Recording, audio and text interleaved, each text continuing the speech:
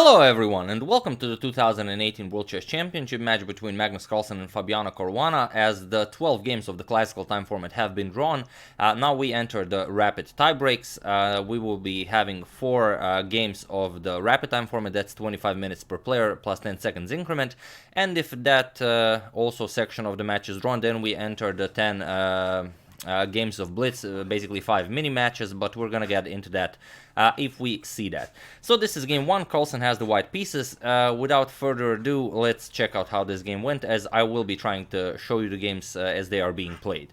So for the first move, Carlsen opens with c4, and in their previous encounters they've played 6 rapid games. 4 of the games were decisive, 2 wins Carlsen, 2 wins Caruana, and 2 of the games were drawn. And also you can see the ratings are a bit different now. Magnus Carlsen 2880, Fabiano Caruana 2789. So quite a difference, in rating in the rapid section, even though their mutual encounters are tied. c4, the English opening is on the board. We have e5, knight to c3, knight to f6, and already we have g3. Carlsen deviates with this line that was no doubt prepared specifically for the rapid section. Bishop b4, and now comes e4 by Carlsen, and Caruana simply castles. This is not an offer to actually capture the pawn. You'll simply just give up your bishop pair after captures, knight captures on e4, queen e2. Now black has to defend the knight somehow. If he tries with the d5, captures, you will go bishop to g2, and already black will have quite an uncomfortable position. You will have to defend it, let's say f5. And now, okay, not d3 obviously immediately, because queen to a5 will go after the c3 pawn, but first you defend it, and now already black has given white too much. So Carlsen goes, Caruana castles here. We have knight g to e2, and already this is move 5. We have a position that was never before played in any championship, or at least not to my knowledge, as I wasn't able to find it in the database. So Carlsen wants, if this bishop captures the knight on c3, Carlsen is preparing to challenge it to capture with the knight. We have c6 by Caruana, bishop to g2, Carlsen fianchettos the bishop, also prepares to castle, a6, and Carlsen does castle now. We have b5, Caruana challenges Carlsen's c4 pawn, and now Carlsen goes d4, challenging Caruana's e5 pawn, and you don't want to capture here, you're just going to improve white's development, so Caruana simply defends his e5 pawn. We have a3, Carlsen challenges the bishop, bishop captures on c3, knight captures on c3, and now b captures on c4. Finally, Caruana grabs the pawn. He is now up a pawn, but he has a doubled c pawn. But more importantly, it's not that he's up a pawn, but this c4 pawn does a very nice job of controlling the b3 and the d3 squares. Carlsen goes d captures on e5, we have d captures on e5, and now comes knight to a4. A very nice move, anticipating Caruana's knight d7, where he will control the c5, the b6 and c5 square, but if that happens, Carlsen can go bishop to e3, and also keep an eye over those squares with both knight and the bishop. We have bishop to e6, capturing the queen will only improve Carlsen's control over the d file, so bishop to e6, now defending the extra pawn on c4. And here Carlsen could go knight to c5 immediately, which a lot of people thought that he would do. Now knight b7 is no longer a possibility, as knight captures on e6 comes, and then black would have doubled c pawn and also a doubled e pawn. So most likely here, instead of developing the knight, something like queen to e7 would have to be played. Knight captures, queen captures, and then bishop to e3. And the game goes on. But Carlsen, as this is a rapid game, he likes his chances in a queenless game. Queen captures, rook captures, and now comes the bishop to e3 with a very nice control of these two squares. And the Carlsen's plan is at some point to put one of the rooks on c1, move this rook away from f1, play bishop to f1 to try and pick up the c4 pawn that way. Knight bd7, we have f3, and now the e4 pawn is given additional protection, so now both the rook and the bishop can now move. Rook a to b8 going after Carlsen's b2 pawn, so the knight is now pretty much stuck on a4 defending it. Rook a to c1, and now comes rook to b3. Like we said, this is a very nice pawn here, controlling the b3 and d3 squares. Now Caruana can either double rooks on the b file with rook d to b8, or perhaps this rook can come to d3 at some point. We have rook f to e1 by Carlsen. This rook came to b3 with an attack against the e3 bishop, so Carlsen does have to protect it. And now comes knight to e8. Caruana wants to play this knight to d6 to be able to protect the pawn with the knight from d6. Also a possibility was this knight rook db8, and then after Carlsen attacks the c4 pawn, c3 actually. And now after rook captures, pawn captures, rook b3, attacking the a3 pawn, and now after rook to a1, white would... the material advantage would equalize. There would be no material advantage, but white's rook would be somewhat awkwardly, passively placed on a1. But okay, after this rook f to e1, we have knight to e8 by Caruana. Now comes bishop to f1, attacking the c4 pawn, and the knight to d6. Now the pawn is defended twice. And here Carlsen goes rook c to d1. He decides, okay, I'm not going to attack your c4 pawn, I'm rather going to attack your defender of the c4 pawn.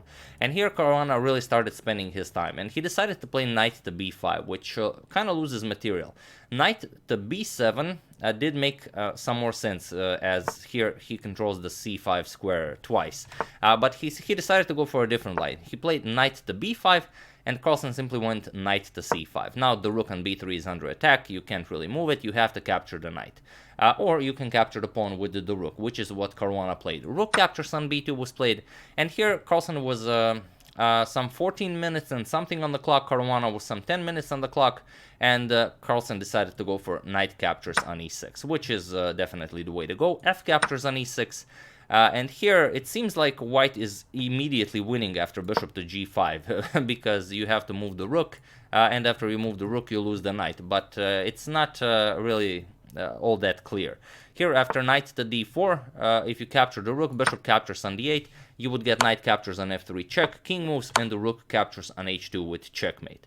So the problem is, after this knight to d4 move, you would not be able to capture the bishop, you would rather have to play rook captures on d4, and now after pawn captures, bishop captures on d8, you would play knight to e5 to defend your c4 pawn, and now Caruana's very dangerous passed pawns will be stronger than Carlsen's extra bishop.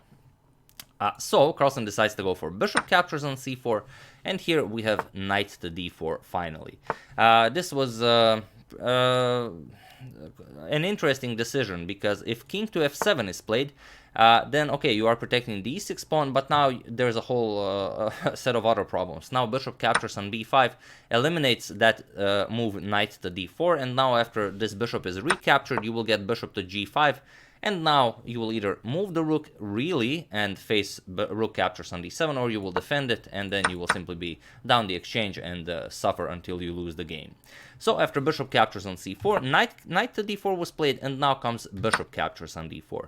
E captures on d4, and here Carlsen, even though it's a rapid game, it took him 9 minutes and 23 seconds to come up with his next move, because it's really a huge decision. Do you want to capture on e6 with check and only then capture on d4, or do you want to first capture rook d4, allow king to f7, and then see what happens? If rook captures immediately and then king to f7, it seems like rook e to d1 is once again crushing, but black will still have this knight to e5 move, and then after you capture it, knight captures on h3 comes with check.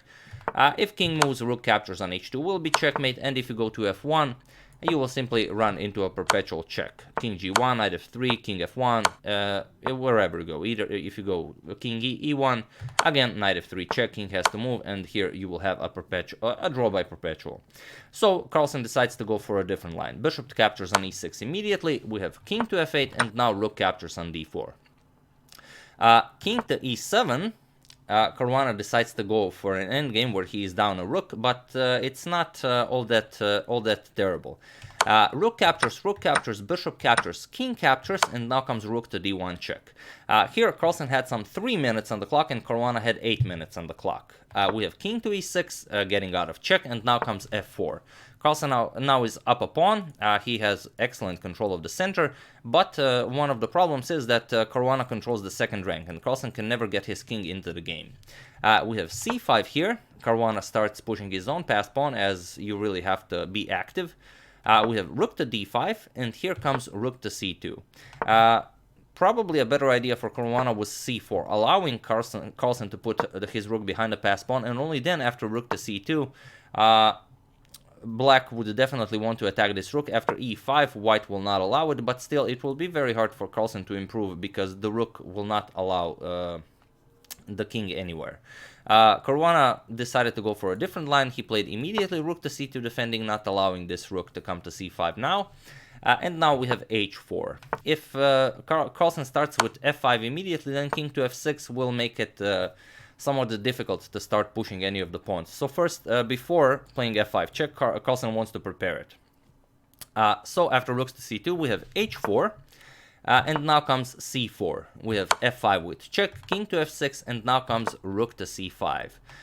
If you start immediately with g4, then Caruana has this rook to e2 idea. The pawn is now under attack, and now after g5 check, king to f7, now comes e5, as you have to protect this pawn, c3, and now after e6 check and king to e8, there's really no more way to push your pawns, and c2, c1 is also coming, so black would have enough resources to draw this game. So after king to f6, we have rook to c5 by Carlsen, putting his rook behind a passed pawn.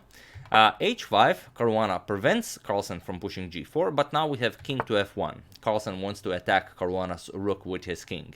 And here, it's either you're going to play c3, and Carlsen will keep bringing his king over to your rook.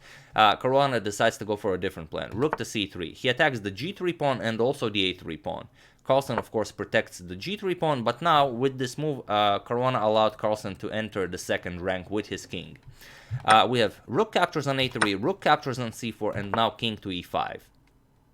Rook to c7, going after the g7 pawn, and allowing Caruana to capture his e4 pawn. King captures, and now rook captures on g7 seems like a pretty automatic move, but here actually rook to a2 check forces Carlsen to go back with the king, and only then will Caruana capture with his king to f5. And here perhaps he would have greater chances of defending. Carlsen plays the absolute best move, rook to e7 check, forces Caruana to now capture with the king, moving his king back. We have king captures on f5, and only now king captures on g7, and now Caruana has no ways of pushing Carlsen's king back, and Caruana's own king is a bit further back from the action. Here we have king to f6, and by this point in the game, Carlsen was down to 10 seconds. We have rook to g5, going after the h5 pawn, of course, a5, and now rook captures on h5. So now Carlsen has two passed pawns on the king side, Caruana has a passed pawn on the queen side. We have a4, rook to a5, and now rook to a1. Caruana wants to push his pawn as close to the a1 square as possible. King to f3.